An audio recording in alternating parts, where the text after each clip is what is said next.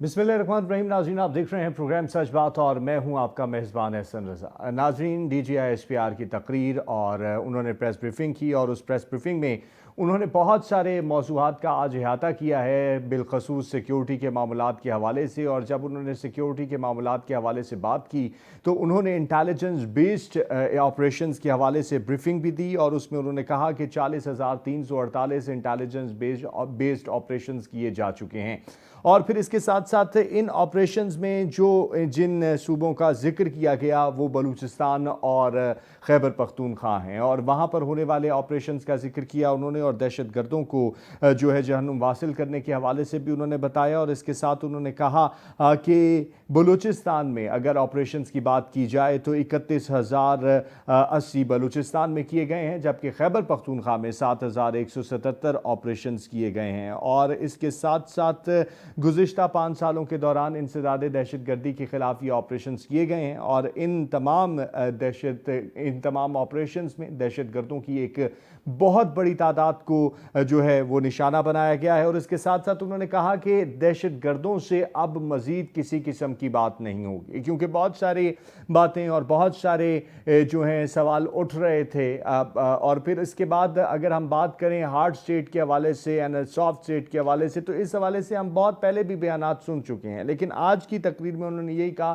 कि हम hard state नहीं हैं। और क्यों नहीं है इसकी वजह भी उन्होंने कही कि उन्होंने कहा कि पाकिस्तान में कानून और आइन के मुताबिक जो है अमल दरामद नहीं हो पा रहा और यकसा कानून नहीं है, जबकि सबके लिए यकसा कानून होना चाहिए और कानून के मुताबिक तमाम मामला चलाए जाएंगे तो तभी हम हार्ड स्टेट जो है कहला पाएंगे। और बलूचिस्तान के हवाले से उन्होंने गुफ्तगू करते हुए बहुत सारी बातें की और बलूचिस्तान में दहशत गर्दी करने वाले लोगों के बारे में भी जिक्र किया। फिर उसके साथ साथ उन्होंने स्मगलिंग करने वालों के बारे में भी जिक्र किया। और फिर उसके बाद उन्होंने कहा कि दहशत गर्दों का एक कबीला है जिसमें स्टेटस को है, और इस हवाले से भी हम जानने की कोशिश करेंगे कि इससे क्या मुराद है। और साथ ही साथ अगर हम बात करें, अगर आज के पूरी प्रेस ब्रीफिंग के हवाले से बात की जाए तो उस पूरी की पूरी प्रेस ब्रीफिंग में तमाम के तमाम अमूर का जिक्र किया गया, चाहे वो मुआशी मामलात हों, चाहे वो इक्तिसादी मामलात हों, चाहे वो सिक्योरिटी के मामलात हों, चाहे वो तालीम के मामलात हों। और गुड गवर्नेंस इस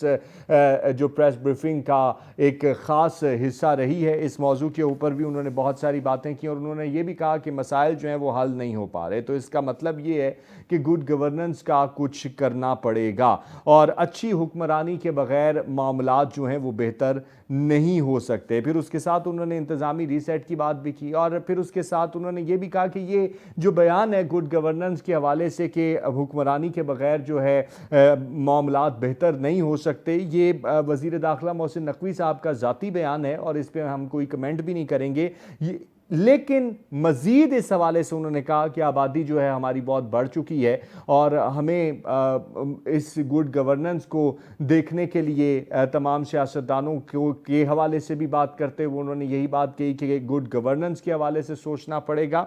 और मज़ीद सूबे बनाने के हवाले से भी उन्होंने कहा कि आबादी बढ़ गई, 4 सूबे हैं और सूबे बढ़ाए जाएँ, लेकिन इसी तरह की बात मोहसिन नकवी साहब ने भी कल की थी और इस हवाले से भी बात करेंगे कि क्या मज़ीद बेहतरी आ सकती है। और फिर उन्होंने ये भी कहा कि जितने भी तमाम के तमाम सियासतदान हैं वो सारे के सारे काबिल एहतराम हैं इसी गुड गवर्नेंस के ज़िमन में, कि वो तमाम के तमाम सियासतदान, तमाम के तमाम सियासी पार्टियां जो हैं वो काबिल एहतराम पार्टियां हैं और काबिल एहतराम सियासतदान हैं और सब के सब ये ख्वाहिश रखते हैं कि मसाइल हल होने चाहिए। और मसाइल किस तरह से हल होंगे, आज के प्रोग्राम में यही सवाल भी उठाने की कोशिश करेंगे। और जो डीजी साहब ने गुफ्तगू की है उस गुफ्तगू के हवाले से हमारा प्रोग्राम रहेगा। तो जो मुअज़्ज़िज़ मेहमान हमारे साथ मौजूद हैं उनका मैं आपसे तारुफ करा दूँ तो जनाब ब्रिगेडियर गज़नफ़र अली साहब हमारे साथ मौजूद हैं, दिफ़ाई तज्ज़ियाकार हैं, और जनाब एरकमोडोर साहब गौहर बुखारी साहब हमारे साथ मौजूद हैं, आप भी दिफ़ाई तज्ज़ियाकार हैं। दोनों शख्सियात का मैं शुक्रिया अदा करूँगा। ब्रिगेडियर साहब से गुफ्तगू का आगाज़ करेंगे। ब्रिगेडियर साहब, सबसे पहले तो शुक्रिया अदा करूँगा वक्त देने के लिए, और फरमाइएगा DGI-SPR ने आज सिक्योरिटी मामलात के हवाले से भी और जो है बिलखसूस बलूचिस्तान और खैबर पख्तूनख्वा में किए जाने वाले ऑपरेशंस का जिक्र भी किया और उन्होंने कहा کہ 40,348 انٹیلیجنس بیسڈ آپریشن ہم کر چکے ہیں اور دہشت گردوں سے مزید کسی قسم کی بات نہیں ہوگی. ہارڈ سٹیٹ نہیں ہیں ہم. حالانکہ ہارڈ اینڈ سافٹ سٹیٹ کے حوالے سے پہلے بھی بہت ساری باتیں ہوتی رہی ہیں, لیکن آج پھر ڈی جی صاحب کو یہ بات کہنی پڑی کہ ہارڈ سٹیٹ نہیں ہے. سر فرمائیے گا اس حوالے سے. جی بسم اللہ الرحمن الرحیم, بہت بہت شکریہ. اصل میں جو آج کی جتنی پریس کانفرنس جو ہوئی ہے اس میں آپ ہارڈ سٹیٹ کی بات کریں, سافٹ سٹیٹ کی بات کریں, ہارڈ سٹیٹ اور سافٹ سٹیٹ میں جب آپ کمپیئر کرتے ہیں تو سٹیٹ اگر ہارڈ ہوتی ہے, سافٹ ہوتی ہے, تو اس کا مقصد یہ ہوتا ہے کہ وہ ریلیٹ کرتی ہے اس کی پالیسیز سے. تو اس کی مختلف پالیسیز کیا ہیں, اور جس میں انٹرنل بھی ہیں, ایکسٹرنل بھی ہیں. جو ایکسٹرنل دیکھتے ہیں تو آپ اپنے بارڈر سے باہر دیکھتے ہیں, جیسے پاکستان کے اندر جو دہشت گردی کا عنصر, دہشت گردی کا جو قناص چلا ہوا ہے, اس میں آپ نے آپریشن کرنے ہیں. وہ آپریشن پاکستان کے اندر بھی ہو رہے ہیں اور آپ کو پتہ ہے پاکستان کے بارڈر کے باہر بھی ہو رہے ہیں. یعنی افغانستان میں آپ ان ٹریننگ کیمپ کو ہٹ کرنے کی اور بیسز کو ہٹ کر رہے ہیں, ہٹ کرنے کی کوشش کر رہے ہیں جہاں سے دہشت گردی جنم لیتی ہے. تو بنیادی طور پہ میں یہ سمجھتا ہوں کہ کسی بھی اسٹیٹ کا کانسیپٹ اس کی پالیسیز سے ریلیٹڈ ہوتا ہے. اور سافٹ کی اگر آپ بات کریں تو state has to be soft toward population. جو لوگ ہیں, عوام ہیں, عوام کی طرف ہمیشہ اسٹیٹ جو ہے سافٹ ہوتی ہے. اس سے وہ اس لیے سافٹ ہوتی ہے کہ وہاں عوام کی ویلفیئر کا خیال رکھا جاتا ہے, عوام کے انٹرسٹ کا خیال رکھا جاتا ہے, ان کی بہبود کا خیال رکھا جاتا ہے. آپ کی مختلف پالیسیز جو بنتی ہے, جس میں آپ کی تعلیمی ایجوکیشن پالیسی ہوتی ہے, ہیلتھ پالیسی ہوتی ہے, سوشل کانٹریکٹس ہوتے ہیں, آپ کی انٹرنل پالیسی ہوتی ہے, ان تمام کے اندر وہ تمام ریوالو کرتی ہیں عوام کے انٹرسٹ کے لیے کہ کیا ان پالیسیز کے ذریعے عوام کا انٹرسٹ سرو ہوگا. اس میں کرمنل کے خلاف آپ ہارڈ اسٹانس لیتے ہیں, لوگوں کے خلاف آپ سافٹ اسٹانس لیتے ہیں. تو basically it's a combination of these two things کہ آپ کی پالیسیز جو ہیں وہ کس طرح چل رہی ہیں اور ان کا کیا تعلق ہے آپ کے. جیسے آپ نے ایک لا اینڈ آرڈر کا نام لیا, انہوں نے گورننس کا نام لیا, انہوں نے سسٹم کا نام لیا. یہ تمام چیزیں ہیں جو آپ کی پالیسی سے, کسی بھی ریاست کی, کسی بھی ملک کی پالیسی سے ریلیٹ کرتی ہیں. اور اس کے اندر انہوں نے جو کچھ کہا وہ بھی آپ نے دیکھا کہ انہوں نے یہ کہا. D G I S P R کی پریس بریفنگ اور اسی حوالے سے گفتگو کا سلسلہ جاری ہے, اور بریک سے پہلے بھی ہم سیکیورٹی کے جتنے بھی ہمارے ادارے ہیں ان کی جانب سے کی جانے والی کارروائیوں کے حوالے سے گفتگو بھی کر رہے تھے, اور hard state and soft state کے کانسیپٹ کو بھی بریگیڈیئر غضنفر علی صاحب نے کلیئر کیا. ایئر کموڈور گوہر بخاری صاحب بھی ہمیں جوائن کر چکے ہیں. گوہر بخاری صاحب فرمائیے گا, آپ ان تمام سیکیورٹی آپریشنز کو دیکھ کیا رائے رکھتے ہیں, اور پھر اس کے ساتھ ساتھ اچانک سے اس دہشت گردی کی لہر کا ایک دم سے اٹھنا, ہم یہی بات ہمیشہ کہتے ہیں لیکن یہ ہمیشہ اچانک سے نہیں ہوتی. جس طرح آج D G I S P R نے کہا کہ اس کے اندر جتنے بھی بلوچستان کے اندر بیٹھے ہوئے سردار ہیں وہ ملوث ہیں, اور خیبر پختونخوا کی بات کی جائے یا بلوچستان کی بات کی جائے تو اس کے پیچھے فتنہ الہندوستان اور فتنہ الخوارج جو ہیں وہ بڑی تیزی سے متحرک ہیں. لیکن سوال یہ ہے کہ یہ لوگ آ کیسے جاتے ہیں اور ان کو روکا کیسے جانا چاہیے؟ جی السلام علیکم, بسم اللہ الرحمن الرحیم. آپ کا بہت شکریہ پروگرام میں بلانے کا. آج کی جو پریس کانفرنس تھی D G I S P R کی بہت وائٹل تھی. کچھ ایریاز کو انہوں نے جو ہائی لائٹ کیا ہے وہ بہت اچھی بات ہے کہ اگر اس طرف فوکس جا سکے, کیونکہ یہ جو سارا مسئلہ حل کرنا ہے یہ صرف کائنیٹک آپریشنز کی بنیاد پہ نہیں ہو سکتا. اس میں دو پہلو ہیں. کائنیٹک میں بھی میں صرف اتنا ایڈ کرنا چاہوں گا کہ کائنیٹک آپریشن میں ریگولر ٹروپس کو لانگ ٹرم میں آپ آئی ایس ڈیوٹیز میں, انٹرنل سیکیورٹی ڈیوٹیز میں انگیج نہیں کر سکتے. وہ ہماری یعنی اوور آل سچویشن میں کوئی ایک اچھی چیز نہیں ہے.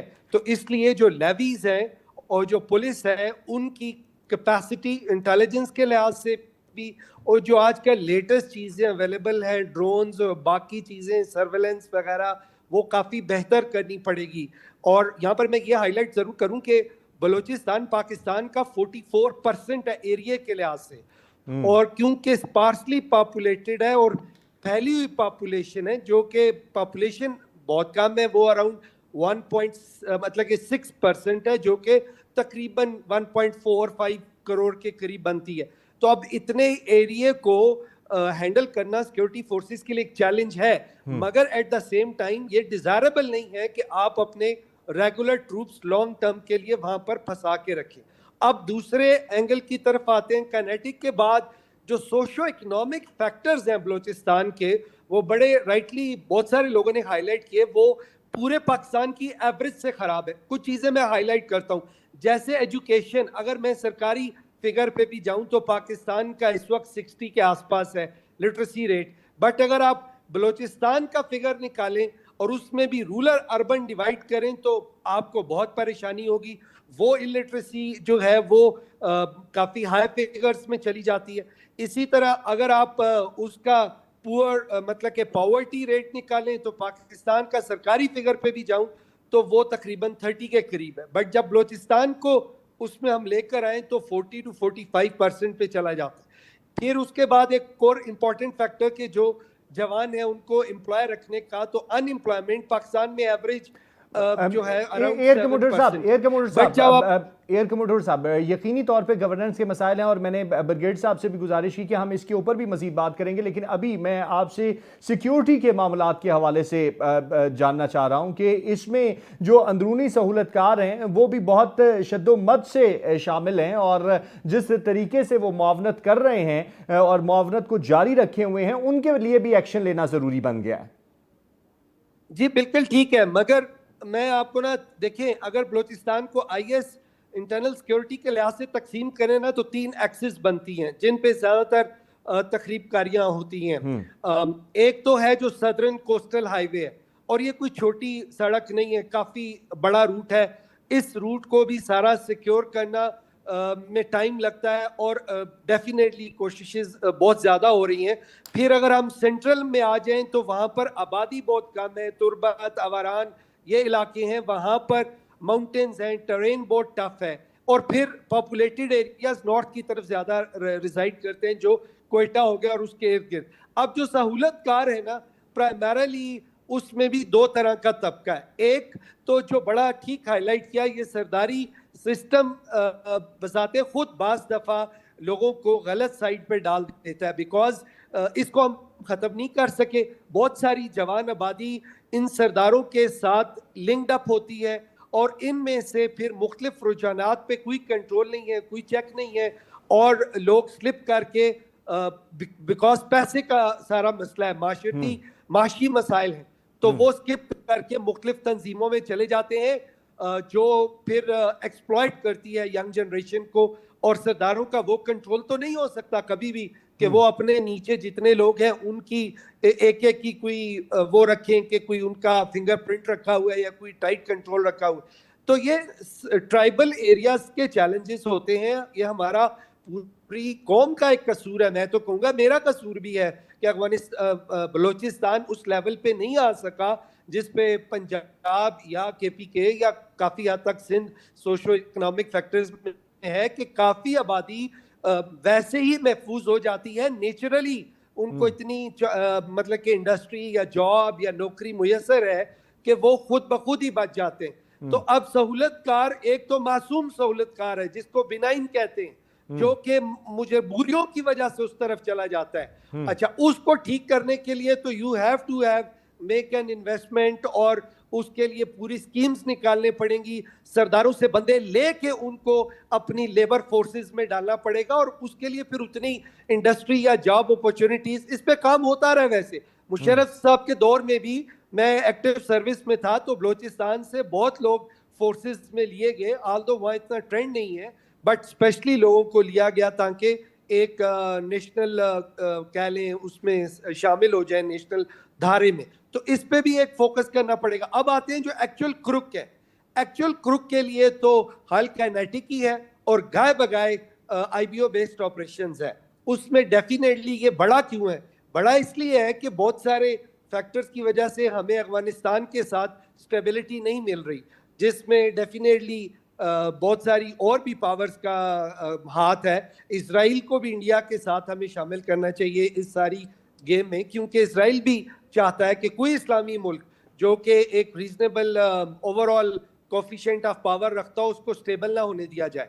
تو وہ فیکٹر بھی ایکٹیو ہو گیا ہے. اور افغانستان سے جو لوگ آتے ہیں وہ بارڈر اتنا بڑا ہے کہ اس کو اس طرح سے کنٹرول نہیں کیا جا سکا. تو یہ جو کہہ لیں خود اپنی مرضی سے سہولت کار بنتے ہیں وہ سب سے خطرناک ہیں ڈیفینیٹلی.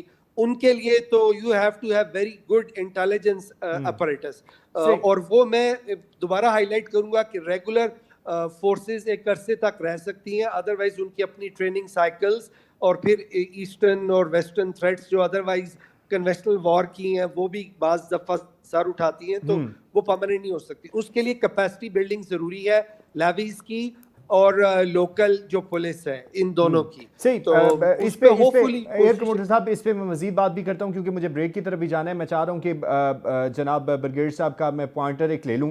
بریگیڈیئر صاحب فرمائیے گا, اس ساری صورتحال میں ایک بات کہی گئی اور ڈی جی صاحب نے بھی کہا کہ دہشت گردوں کا ایک قبیلہ ہے جس میں اسٹیٹس کو ہے, اس سے سر کیا مراد ہے؟ دہشت گردی تو اس وقت میری نظر میں تو اسٹیٹس کو مجھے کوئی نظر نہیں آیا. اب مجھے نہیں پتا ان کا کیا مطلب تھا یا کیا مقصد تھا, لیکن دہشت گردی کا جو چیلنج ہے پاکستان میں وہ کنونشنل طریقے سے آپ جو ہے نا وہ نہیں نپٹ سکتے. اس میں جو دہشت گردی کا چیلنج ہے اس میں آپ کی پولیس یا جیسے مارشل صاحب یا کون وہ دے آر ناٹ کیپیبل, وہ ہے ہی نہیں. لیویز ختم ہو گئی ہیں بلوچستان میں, اگر آپ کو لیویز کو ضم کر دیا گیا پولیس میں, لیویز والا کانسیپٹ اب موجود نہیں ہے. دوسری بات یہ ہے جو اس وقت جو دہشت گردوں کے پاس ہتھیار ہیں اور خاص طور پہ جیسے امریکن نکل کے گئے اور 10.02 بلین کے ہتھیار چھوڑ کے گئے تھے, اس وقت ان کے پاس وہی ہتھیار ہے جو ہماری سیکورٹی فورسز کے پاس ہے, جو پولیس کے پاس نہیں ہے. تو آپ کو لا محالہ مجھے پتا ہے کہ کتنی پریشر ہے. میں نے 1973 کی پوری انسرجنسی جو ہے وہ بلوچستان کے اندر لڑی ہے 3 سال تک. اس وقت یہ تھا کہ ہمارے پاس بہتر ہتھیار تھے, دہشت گردوں کے پاس جو انفیریئر ہتھیار تھے. آج ایکویشن جو ہے وہ برابر ہے. اس لیے آپ کو ضرورت ہے کنونشنل آرمی آرم فورس کی. اس لیے پاکستان آرمی کی یونٹیں جو ہے ویسٹرن فرنٹ پہ بھی ہیں, آپ کے بلوچستان میں بھی ہیں, اور اسی لیے آپ جو سی ٹی ڈی کو بھی آپ نے اکوپ کیا ہے. پولیس کو ہم اکوپ نہیں کر سکے. پولیس نہ بلوچستان میں اتنی اکوپ ہے, نہ کے پی کے میں اتنی اکوپ ہے. پولیس کے پاس نہ تو وہ جدید فیسلٹیز ہیں, نہ یعنی ان کے بعد آپ دیکھیں پوری کے پی کے میں آپ مجھے بتائیے پولیس کے بعد کتنی آرمڈ کاریں جس کے ذریعے پیٹرولنگ آپ کرتے ہیں, کتنے ڈرونز ہیں ان کے پاس, کتنی نائٹ ویژن ڈاگز ہیں ان کے پاس. پورے کے پی کے پولیس میں یا اس میں دیکھیے گا اپنا بلوچستان میں پولیس کے پاس کتنے آپ کے پاس وہ ہے اپنا ویپنس ہے جس سے آپ ٹارگٹ شوٹنگ ایکوریٹ شوٹنگ کر سکتے ہیں. کتنے سنائپرز ہیں آپ کے پاس, آپ کو ہارڈلی میرا خیال 1 یا 2 بھی نہیں ملیں گے. سو یہ چیلنج بہت بڑا ہے, کنونشنل چیلنج نہیں ہے, اور چیلنج پورے بلوچستان میں پھیلا ہوا ہے. پورا بلوچستان از اے ویری رگڈ ٹرین, چاہے آپ کوئٹہ میں ہوں, چاہے باوران میں ہوں, چاہے مستونگ میں ہوں, چاہے کلاب میں ہوں, چاہے آپ ڈیرہ بگٹی میں ہوں, چاہے مستونگ میں ہوں, چاہے آپ اپنا لورلائی میں ہوں. ہر جگہ آپ کو ایسے پہاڑوں کی رینجز ہیں which are very crucial, اور یہ جتنے آپ کے دہشت گرد ہوتے ہیں ان رینجز کے اندر ان کے کیمپ ہیں. So you need latest technical weapons. آپ کو بہت ماڈرن ایڈوانس آرمی چاہیے. اس وقت جو معاملہ ہے وہ پولیس کے ہاتھ سے نکل چکا ہے, اور لیویز تو خیر ہیں ہی نہیں بلوچستان میں یا کہیں. تو اس لیے ہم جو کچھ کر رہے ہیں وہ بنیادی طور پہ ہارڈ آپریشن, اسی لیے آپ افغانستان میں جا کے ٹارگٹ ہٹ کر رہے ہیں, کیونکہ جتنے ان کے جو لیڈرز ہیں وہ تو افغانستان میں بیٹھے, جتنے کیمپس ہیں وہ افغانستان میں. اب پاکستان نے پچھلے دنوں جو 4 کیمپ ہٹ کیے تھے جماعت الاحرار کے, وہ اس کا جو جس بندے کے وہ کیمپس تھے وہ بذات خود دبئی میں ہیں, اور اس نے ریلیز کیا ہوا تھا علاقہ وہ مولوی احرار کو, جس کے ٹارگٹ جس کے کیمپ کو آپ نے ہٹ کیا. So the dimension is very different than what we see today. اس میں آپ کو ضرورت ہے سمجھ کے, جیسے آپ نے بتایا نا کوئی چھوٹی بات تو نہیں ہے. اگر آپ 31,000 انٹیلیجنس میں صرف انٹیلیجنس بیسڈ آپریشن نہیں ہوتے, اس میں intelligence based operation is one form of the operation. آپ سویپنگ آپریشن کر رہے ہیں, آپ کلیئرنس آپریشن کر رہے ہیں, آپ ہارڈ آپریشن کر رہے ہیں, آپ ناکنگ آپریشن کر رہے ہیں, آپ بلاکنگ آپریشن کر رہے ہیں. بلاک کرتے ہیں 4 جگہ سے ایک رینج کو بلاک کرتے ہیں, اندر سے آپ کی سویپنگ فورسز جاتے ہیں. So the methodology is very different what it was initially. یہ جو ویو آئی ہے, یہ ویو اس لیے زیادہ سویئر ہو رہی ہے کہ جو امریکن ہتھیار چھوڑ کے گئے تھے, جس میں لیزر گنے ہیں, جس میں M4 رائفلز ہیں, جس میں مشین گنز ہیں, جس میں لیزر ہیلمٹس ہیں, جس میں نائٹ ویژن گاگلز ہیں, وہ ساری کی ساری دہشت گردوں کے ہاتھ لگی ہے. اور افغانستان کے اندر دہشت گردوں کی ایک حکومت بیٹھی ہوئی ہے, وہ جو اپنا ٹیررسٹ کی ایک حکومت ہے, جو وہاں پہ بیٹھے ہوئے ہیں ویپن ڈیلر جو بیٹھے ہیں وہاں پہ بھتہ خور, وہ انہوں نے یہ ہتھیار ان کے حوالے کر دیے. تو اب جب وہاں پہ آیا تو آپ اندازہ لگائیے کہ جب جوینی میں حملہ ہوا, ابھی پچھلے دنوں زیارت کے اندر حملہ ہوا, کل ہنگو کے اوپر چیک پوسٹ پہ حملہ ہوا ہے, زیارت پہ حملہ ہوا, انہوں نے پولیس اسٹیشن پہ حملہ کیا. حالانکہ میں اس پولیس اسٹیشن کو سلام پیش کرتا ہوں, اس ایس ایچ او صوبت خان کو جو ساری رات ان سے لڑتا رہا, لیکن صاف ظاہر ہے وہ زیادہ تھے تعداد میں, اس کے بعد لوگوں کو اغوا کر کے لے گئے, پھر سیکورٹی فورسز ان کی لاشیں کو. So the dimension is very strong. اس ڈائمینشن کے اندر پاکستان آرمی اس لیے انوالو ہے کہ آرمی کی انوالومنٹ کے بغیر یہ تھریٹ ختم نہیں ہو سکتا. اب اسی لیے ہمارے ہاں آرمی کے سسٹم میں آپ روٹیشن کرتے ہیں, یونٹس جاتی ہیں 2 سال روٹیٹ ہو کے پیچھے آتی ہیں, لیکن وہ چیلنج ختم نہیں ہو رہا. اسی لیے ایئر فورس آپ استعمال کرتے ہیں جب آپ جا کے افغانستان کے اندر ٹارگٹ کو ہٹ کرتے ہیں, آپ سرویلنس اس کی کر رہے ہیں. تو بات یہ ہے کہ اس تمام چیزوں میں ہمیں اپنی پولیس کی کیپیبلٹی کو ڈیولپ, بالکل پولیس کی کیپیبلٹی کو بڑھانا ہوگا. سر جناب حنیف قمر صاحب, آپ وہاں پہ موجود بھی رہے, اور اگر آج کی پریس بریفنگ کو دیکھا جائے تو اوور آل ہر ایک چیز کا احاطہ کیا گیا ہے, اور سیکیورٹی کے معاملات کا بھی احاطہ کیا گیا, سرداری سسٹم کے حوالے سے بھی انہوں نے گفتگو کی, پھر اس کے ساتھ ساتھ انہوں نے ملک کی معاشی اقتصادی معاملات کے حوالے سے بھی گفتگو کی, اور پھر گورننس جو ہے اس میں ایک اہم موضوع رہا ہے. اور اس گورننس کے حوالے سے بہت ساری باتیں کرتے ہوئے انہوں نے کہا کہ اچھی حکمرانی کے لیے انتظامی ری سیٹ کی ضرورت ہے تو ہو جانی چاہیے. اس ری سیٹ سے کیا مراد ہے؟ بہت شکریہ احسن صاحب. D G I S P R نے آج تقریباً 3 گھنٹے سے زائد بات کی انہوں نے جرنلسٹوں کے ساتھ. فوکس تو بلوچستان تھا, جی, اور بلوچستان کی جو سیکیورٹی صورتحال, وہاں پہ جو کچھ چیلنجز درپیش ہیں اور جو کچھ اچیومنٹس ہیں ان کا ذکر کیا بڑی ڈیٹیل کے ساتھ. اور اسی بلوچستان کی صورتحال کو ڈسکس کرتے ہوئے ہی دوسری چیزیں بھی ظاہر ہے, پھر کل وزیر داخلہ محسن نقوی صاحب نے جو سٹیٹمنٹ دی تھی وہ بھی یہ پریس بریفنگ سے پہلے بھی میڈیا میں زیر بحث تھی, بلکہ وہاں پہ جتنے بھی جرنلسٹ اکٹھے ہوئے تھے وہ سارے کے سارے یہ ایکسپیکٹ کر رہے تھے کہ یہ پریس بریفنگ محسن نقوی صاحب کے سٹیٹمنٹ کے حوالے سے ہوگی. لیکن D G I S P R نے سٹارٹ میں ہی کہا کہ وہ بلوچستان کو فوکس کریں گے, اور انہوں نے تو یہ کہا تھا کہ سوال جواب بھی بلوچستان پہ ہی ہونے چاہیے. لیکن جب اتنے سارے جرنلسٹ اکٹھے ہوں تو پھر آٹومیٹیکلی محسن نقوی صاحب کی اتنی بڑی سٹیٹمنٹ بھی ایک دن پہلے آئی ہو تو پھر وہ چیزیں تو ہونی تھی ڈسکس, وہ سوال تو آنے تھے. تو وہ سوال کے جواب میں انہوں نے گڈ گورننس پہ بات کی, اور ساتھ ہی انہوں نے ایک بڑی کیٹیگوریکلی یہ بات کی کہ یہ محسن نقوی صاحب کا ذاتی خیال ہے, ان کا اپنا بیان ہے, لیکن ہم بھی اس بیان کی تائید کرتے ہیں, ہم بھی ضرورت محسوس کرتے ہیں کہ گورننس کے لیے انتظامی یونٹس بننے چاہیے, صوبے ہونے چاہیے, لیکن یہ ایک لیگل فریم ورک میں رہتے ہوئے سیاستدان ہی اس کا فیصلہ کریں گے, عوام کی ول کے مطابق ہونے چاہیے. اب یہ پتہ نہیں عوام کی ول اب کیسے دیکھی جائے گی, کیونکہ یہ بھی سوال ہوا کہ کیا اس پہ کوئی ریفرینڈم ہو سکتا ہے کہ صوبے بننے چاہیے, انہوں نے ایک جملہ کوٹ کیا, میں وہ جملہ کوٹ کرنا چاہ رہا ہوں. انہوں نے ایک جملہ کہا جی کہ عوام گورننس سے مطمئن ہیں تو ٹھیک ہے, اگر نہیں ہے تو پھر آئین کے مطابق فیصلہ ہونا چاہیے. تو پھر یہی بنیادی سوال ہے کہ پھر وہ فیصلہ کیسے ہوگا. اچھا, یہ جو گورننس کا ایشو ہے نا, یہ میں اس سے پہلے بھی D G I S P R کی 2 سال سے جتنی بھی پریس بریفنگز ہیں ہم اس کو کور کرتے رہے ہیں.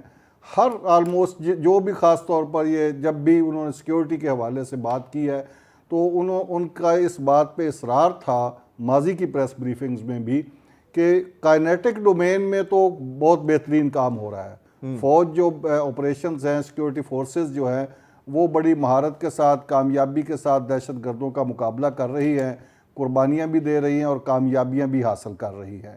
اور کوئی پاکستان کا ایسا ایریا نہیں ہے جو نو گو ایریا ہو.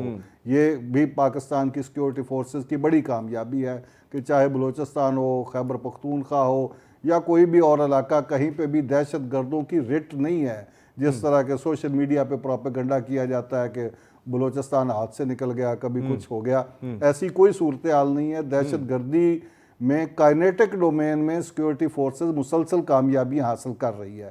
لیکن ساتھ ہی ان کا اصرار رہا ہے ماضی میں بھی اس بات پر کہ جب ہم کسی علاقے میں آپریشن کرتے ہیں اس کو دہشت گردوں سے کلیئر کر دیتے ہیں تو پھر وہاں پہ گورننس کا نظام ہونا چاہیے بہتر, وہاں پہ سول سرونٹس جو ہیں ان کو اپنا کردار ادا کرنا چاہیے, پولیٹیکل ایگزسٹنس ہونی چاہیے وہاں پہ, وہ نہیں ہوتی وہاں پہ. وہ اپنا کردار سول جو ایڈمنسٹریشن ہے وہ ادا نہیں کر پاتی, گورنمنٹ ادا نہیں کر پاتی کا کردار, جس کی وجہ سے دوبارہ وہاں پہ دہشت گردی پروموٹ ہو جاتی ہے اور پھر ہمیں دوبارہ اسی علاقے میں جس کو پہلے کلیئر کیا ہوتا ہے وہاں ایک بار پھر آپریشن کرنا پڑتا ہے. یہ مسائل صوبہ کے پی کے میں بھی درپیش رہے, بلوچستان میں بھی درپیش ہے. ماضی میں بھی وہ یہ کہتے رہے بار بار کہ ہمیں گورننس بہتر کرنی ہوگی, اصلاحات کرنی ہوگی, مدرسہ کا نظام جس میں جو نیشنل ایکشن پلان میں جو 13-14 پوائنٹ طے ہوئے تھے ان سب پہ کام کرنا ہوگا. یہ کائنیٹک ڈومین صرف ایک پوائنٹ ہے جس پہ کام ہوگا. اچھا حنیف قمر صاحب, یہ بھی فرما دیجئے کہ اگر جس طرح گورننس کی بات آپ نے کی اور بڑا ایلیبریٹ بھی کیا ہے اس کو, اس ساری صورتحال میں یہ جو گورننس کی آج بات ہوئی ہے یہ بنیادی طور پہ صرف اور صرف کیونکہ موضوع جو تھا زیادہ فوکس جو تھا وہ بلوچستان تھا, بلوچستان اور خیبر پختونخوا کی گورننس ہے یا یہ کلی گورننس ہے؟ کیونکہ انہوں نے یہ بھی کہا کہ قابل احترام سیاستدان تو چاہتے ہیں کہ حالات ٹھیک ہوں, معاملات بہتر ہوں, وہ خواہش بھی رکھتے ہیں, لیکن کیوں نہیں ہو پا رہے؟ خواہش تو اصل ہے. میں ویسے آج تو انہوں نے بلوچستان کی جو گورنمنٹ ہے اس کی تو تعریف کی انہوں نے کہا کہ وہ تو بڑا اچھا پرفارم کر رہی ہے اور وہاں پہ تو عام آدمی تک پہنچا جا رہا ہے, لیکن اوور آل انہوں نے کہا کہ گورننس سے, بلکہ انہوں نے پوچھا سوال کرنے والے اپنا عمر الیاس رانا صاحب نے یہ سوال کیا تھا تو انہوں نے کہا کہ رانا صاحب کیا آپ مطمئن ہیں گورننس سے؟ تو انہوں نے کہا کہ نہیں. تو ان کا بس پھر یہی مسئلہ ہے, آپ نہیں مطمئن ہم بھی نہیں مطمئن. یعنی اس کا مطلب یہ ہے کہ عوامی ریفرنڈم وہیں پہ آپ اس حال میں تو جو سو کالڈ ریفرنڈم تھا اس حال کا, اس کی ووٹنگ تو یہی کہہ رہی, ہم کہہ دیتے ہیں عوامی ریفرنڈم وہیں پہ ہو گیا. ایک مڈور صاحب سر فرمائیے گا, نیشنل ایکشن پلان کی بات بھی ہوئی جیسے حنیف قمر صاحب نے بھی ابھی کہا کہ کائنیٹک ڈومین اس کا ایک پوائنٹر ہے. آپ کیا سمجھتے ہیں کہ نیشنل ایکشن پلان ہم نے ترتیب دیا اور ایک وقت تھا جب بسانے اے پی ایس بھی ہوا, تمام کی تمام سیاسی جماعتیں ایک پیج پر بھی آئیں, پھر ایک ساتھ بیٹھی بھی, پھر نیشنل ایکشن پلان بھی بنا, پھر مختلف سانحات سے بھی ہم گزرتے رہے ہیں. انفارچونیٹلی کیوں نہیں مکمل طور پر اور کلی طور پر اس پر عمل درآمد ہو پاتا؟ جی دیکھیں, ایک چیز سمجھنا ضروری ہے. بلوچستان میں اگر میں اسپیسیفکلی بات کروں نا, جو ابھی ہم ڈسکس بھی کر رہے ہیں, اس کو کافی فوکس کر رہے ہیں, وہاں پر پرسسٹنٹ سائیکلز آف وائلنس ہے. ٹھیک ہے, اس کو اگر آپ نے بریک کرنا ہے تو پرسسٹنٹ ایک پالیسی اور وہ تمام ٹینٹیکلز میں چلنی چاہیے, جس پہ پہلے ہائی لائٹ کیا تھا بریگیڈیئر صاحب نے بھی ایکسپلین کیا اور D G I S P R نے رائٹلی پوائنٹ آؤٹ کیا. اب کینیٹکس پہ تو ہم نے بہت بات کر لی, ٹھیک ہے, اس میں لوکل جو لا انفورسمنٹ ایجنسیز ہیں ان کی کیپیسٹی جب تک ایک ریزنیبل حد تک آگے نہیں آتی تو یہ سائیکل توڑنا مشکل ہوگا. ایک چیز. دوسری چیز یہ ہے کہ جو بارڈر ایریاز کے جو کنٹریز ہیں ان کے ساتھ ہمیں ایسے ارینجمنٹ کر لینی چاہیے. آئی وش اینڈ آئی پرے الٹیمیٹلی افغانستان بھی اپنی سینسز پہ آئے اور ہم کچھ معاملات اپنے ٹھیک کر لیں تو ہمارے بارڈر جب ایکسٹرنل کہہ لیں سپورٹ سے آزاد ہو جائیں گے تو بہت ساری اسٹیبلٹی کے پی کے میں بھی اور بلوچستان میں بھی آ جائے گی. تو وہ ایک چیلنج اپنی جگہ ہے, لیٹس ہوپ کہ وہ ایک اچھے طریقے سے حل ہو جائے تو وہ بھی ایک اسٹیبلٹی دے گا. اب آتے ہیں جو انٹرنل محاذ ہے. انٹرنل محاذ میں جو دو وے فارورڈ ہے نا, وہ یہ ہے کہ ایڈمنسٹریٹو یونٹ چھوٹا کریں یا آپ بالکل گراس روٹ لیول تک ٹرو ڈیموکریسی کو لے کے جائیں, اس میں پارٹی کو چھوڑ دیں, اس میں ایکچوئل عوام کی شرکت کریں. بہت سارے میکنزمز کے ماڈل دنیا میں موجود ہیں جس میں یونین کاؤنسل لیول پہ, سٹی گورنمنٹ لیول پہ, town government level without party بھی اسٹیبلش کی جا سکتی ہیں تاکہ وہ میرٹ پہ اور ہر قسم کے باعث سے آزاد ہو کے چلیں. اب ہم وہ صحیح طرح فوکس کرتے نہیں ہیں اور پھر اتنی ڈیلیز ہو جاتی ہیں. بعض پریکٹیکل کنسٹیٹیوشنل امینڈمنٹس یا اوبویسلی وہ سب کام کرنے کے لیے ایک کانسٹیٹیوشنل فریم ورک چاہیے, وہ ڈیلے ہو جاتا ہے فار ویسٹڈ انٹرسٹ. تو جب ایڈمنسٹریٹو یونٹ چھوٹے نہیں ہوں گے اور جن لوگوں نے ग्रास रूट लेवल पॉलिटिक्स करके अपने यूनियन काउंसिल को या इवन अपने विलेज और टाउन को ठीक तरह से शमूलियत इख्तियार करके ऊपर नहीं आएंगे तो ये मसला हल नहीं होगा. ये persistent cycle of violence through benign terrorist, benign मैं दोबारा हाईलाइट करूंगा, जो गुमराह या मजबूर कर दिए जाते हैं और अपॉर्चुनिटीज कम है, उसमें मैं भी कसूरवार हूं, आप भी कसूरवार है, पूरा माशरा कसूरवार है कि क्यों एक सुबह पीछे रह गया. तो वो जब पीछे रह गया तो उस पे फोकस परसिस्टेंट देना है उसको आगे लाने के लिए. अच्छा सर ये भी फरमाइएगा, जैसा आपने भी सवाल उठाया कि क्यों एक सूबा पीछे रह गया, लेकिन इसी बात को मनफी प्रोपेगेंडे के तौर पर भी इस्तेमाल किया जाता है और ये भी बार बार कहा जाता है कि हालात बहुत बुरे हैं, हालात बहुत ऐसे हैं, हालात बहुत वैसे हैं. तो इसका काउंटर फिर किस तरीके से किया जाएगा, क्योंकि अब ये सिचुएशन है कि हम डिनाइल में नहीं जा सकते लेकिन हमें पॉजिटिविटी की तरफ भी मूव करना है. नहीं वो ठीक है, बट आप प्लीज एक मिनट दीजिएगा. हमने पिछले दिनों ना वैसे एक वर्कशॉप में कैलकुलेट किया तो तकरीबन 17 अरब डॉलर बलूचिस्तान के डेवलपमेंटल फंड में तकरीबन 2000 कह लें 5-6 से मिले हैं. ये एक ह्यूज सम ऑफ मनी है. ठीक है, अब चक्कर ये है कि अब कुछ चीज़ों की हम उस तरह खुल के डिटेल में नहीं जाना चाहते, बट करप्शन और जो सरदारी सिस्टम है और वेस्टेड इंटरेस्ट है, इतना ह्यूज मनी उस तरह से इस्तेमाल नहीं हुआ. देखिए अभी भी जो state of the art universities हैं, state of the art hospitals हैं, मोस्टली अपर पाकिस्तान में लोकेटेड है एक्सेप्ट फॉर कराची. ठीक है, कराची में इन्वेस्टमेंट्स के मुख्तलिफ स्पेल्स आते रहे हैं, कुछ उसके फायदे डेफिनेटली फायदे हुए हैं. बाकी बलूचिस्तान में आप खुद बताएं क्या स्टेट ऑफ द आर्ट चीज वहां पर मौजूद है? नहीं उस तरह से हम लोग डेवलप कर सके. वो पैसा भी जो इतना गया वो सही तरह से इस्तेमाल नहीं हुआ. तो ये सारे रीसेट की जरूरत है, बट फिर ये रीसेट चलते रहना चाहिए, तभी ठीक होगा. सर मेरा क्योंकि मेरे पास वक्त कम रह गया है, मैं चाहता हूं कि हनीफ कमर साहब भी इसके ऊपर फरमाएं. ये जो आपने सूबे के बलूचिस्तान के पीछे रहने की बात की और कहा कि वहाँ पे कोई भी स्टेट ऑफ द आर्ट चीज़ नहीं है, ये मेरा ख्याल है कि एयर कोमोडोर साहब 2 साल 3 साल पहले की बात कर रहे हैं. अब देखें कि जब से ये हुकूमत वहाँ पे आई है, अब तुर्बत में बड़ा ज़बरदस्त डेवलपमेंट के काम हुए हैं, हॉस्पिटल बने हैं, कॉलेज बने हैं, यूनिवर्सिटीज़ हैं, गवादर में हैं, कोयटा में हैं. तो वहाँ पे एक जो BSDI प्रोग्राम के तहत जो कुछ फंड्स खर्च हो रहे हैं उसकी एक पूरी मॉनिटरिंग है. अब वो सरदारी निज़ाम बाईपास हो चुका है. अब किसी सरदार के, किसी वडेरे के इख्तियार में नहीं है 1 रुपया भी.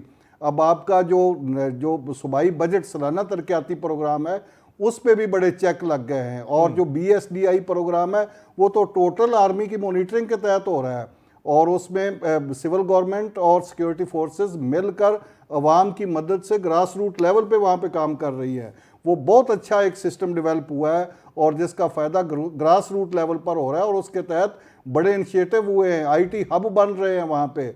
अब देखें तो सही, जाके तुर्बत विजिट तो करें, गवादर विजिट तो करें. आप वहाँ पे देखें तो सही कि वहाँ पे कितना इंफ्रास्ट्रक्चर डेवलप हुआ है. ये तमाम बातें आपकी भी दुरुस्त हैं कि वहाँ पे इंफ्रास्ट्रक्चर भी डेवलप हो रहा है और उसके ऊपर काम भी हो रहा है, लेकिन एहसासे महरूमी का एक एलिमेंट तो वहाँ पे है. प्रोपेगेंडा है, नैरेटिव है. एहसासे महरूमी का नैरेटिव वो लोग बिल्ड कर रहे हैं जिनके हाथ से इक़्तिदार और इख्तियार छीना गया है. जिस वडेरे को, जिस जागीरदार को, जिस नवाब और सरदार को बाईपास किया गया है, वो तो एहसास महरूमी का रोना रोएगा. क्योंकि उसके पास इख्तियार नहीं है. आम नौजवान बिल्कुल इस सिस्टम के साथ वो उसके सम्राट उसको मिल रहे हैं. सही. ये जितना प्रोपेगेंडा है ये एलीट कर रही है. सही. बलूचिस्तान की सुपर एलीट, और जिसके बारे में आज जो है DGISPR ने जो उसकी निशानदेही भी की है. बहुत शुक्रिया हनीफ कमर साहब माज़रत के साथ, क्योंकि प्रोग्राम का वक्त खत्म हो गया. नाज़रीन अपना बहुत सारा ख्याल रखिएगा. मजीद भी इसके ऊपर गुफ्तगू जारी सारी रखेंगे और अपने तमाम मेहमानों का भी मैं शुक्रिया अदा करता हूँ जो इस पूरे प्रोग्राम में हमारे साथ रहे. मुझे दीजिए इजाज़त. अल्लाह हाफ़िज़.